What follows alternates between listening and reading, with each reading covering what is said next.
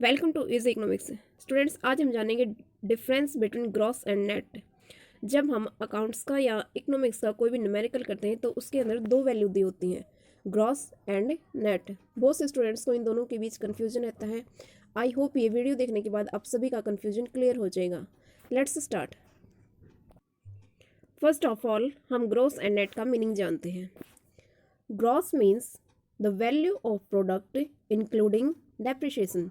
Gross का मतलब क्या होता है कि जो वैल्यू है उसके अंदर डेप्रिशिएशन को इंक्लूड किया गया है। और net means the value of product excluding depreciation, कि जो प्रोडक्ट की वैल्यू है उसके अंदर डेप्रिशिएशन को इंक्लूड नहीं किया गया है। नेट के अंदर डेप्रिशिएशन को इंक्लूड नहीं किया जाता है और ग्रॉस के अंदर डेप्रिशिएशन को इंक्लूड किया जाता है। The difference between these two terms is depreciation. It means net and जो ग्रॉस का डिफरेंस होता है वो हमारा डेप्रिशिएशन होता है। नेट का और ग्रॉस का डिफरेंस से डेप्रिशिएशन होता है। Where depreciation is the expected decrease in the value of fixed capital assets due to its general use. और डेप्रिशिएशन क्या होता है?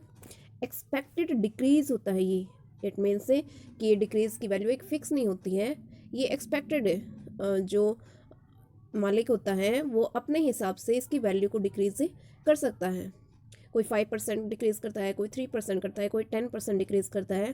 तो ये जो एक्सपेक्टेड डिक्रीज है ये कोई भी जो फैक्ट्री का मालिक है या फिर कोई भी ओनर है वो अपने अकॉर्डिंग इस वैल्यू को डिक्रीज करता है।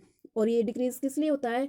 जैसे हम कोई भी मशीनरी लेकर आते हैं या फिर जैसे फॉर एग्जांपल हमने एक कार खरीदी है, उसकी वैल्यू को अगर हम नेक्स्ट ईयर इवेलुएट करेंगे तो हम उसकी वैल्यू को कुछ कम इवेलुएट करेंगे, क्योंकि एक साल यूज़ होने से उसकी मशीनरी में कुछ कमी आ जाती है जिससे उसकी वैल्यू कम हो जाती है।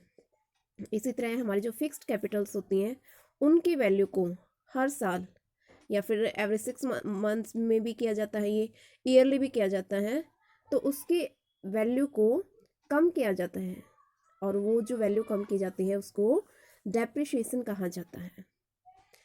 नेक्स्ट है it is the result of A production process. और ये डेप्रिशिएशन किस लिए होता है?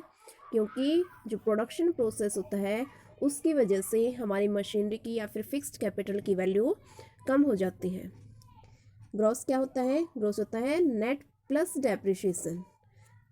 ग्रॉस के अंदर डेप्रिशिएशन इंक्लूड होता है और जब हम नेट वैल्यू निकालते हैं तो हमें ग्रॉस वैल्यू में से डेप्रिशिएशन को सब्ट्रैक्ट कर देते हैं। इस तरह से हमें नेट वैल्यू निकाल सकते हैं।